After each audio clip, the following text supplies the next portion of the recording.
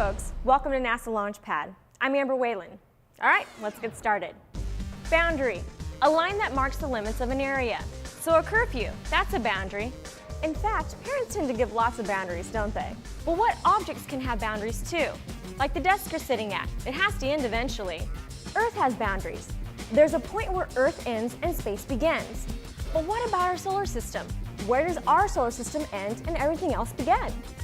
Good question. Unfortunately though, not a simple answer. The limits of our solar system are actually controlled by our sun.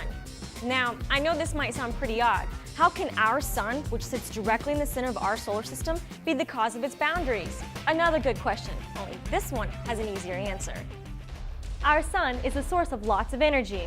Solar winds, ejected from the sun, race outwards in all directions through our solar system. This creates an enormous bubble-like region. We call this the heliosphere. So what's beyond the heliosphere? It's called the interstellar medium. Basically, this is the name given to all that stuff that's in space between stars. It's made up mainly of gases like hydrogen and helium. Okay, so let's stop being so solar system-centric about this and take a look at the heliosphere from the other side of the bubble. Our spiraled Milky Way galaxy is home to over 100 billion stars.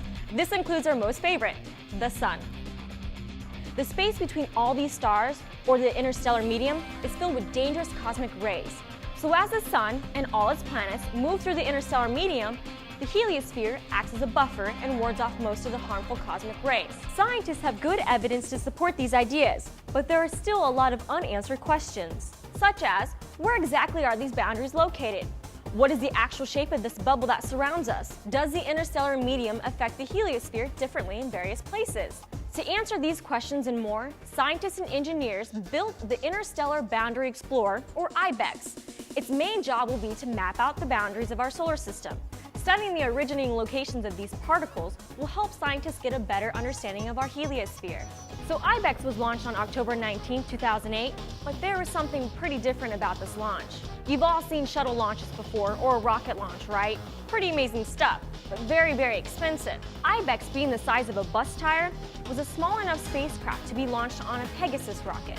Engineers developed this rocket to launch from 40,000 feet in the air. It detaches from an airplane, free falls for about 5 seconds, and then takes off towards lower Earth orbit. From there, the IBEX team used an additional rocket and mounted to the bottom of their spacecraft to boost the orbit nearly all the way to the moon. I must say, technology is totally amazing. It blows my mind that scientists and engineers can build a tool that has the ability to study something hundreds of millions of miles away from us. Guess that's why they make the big bucks. Well, that's it for now. I'm Amber Whalen. Thanks for watching NASA Launchpad.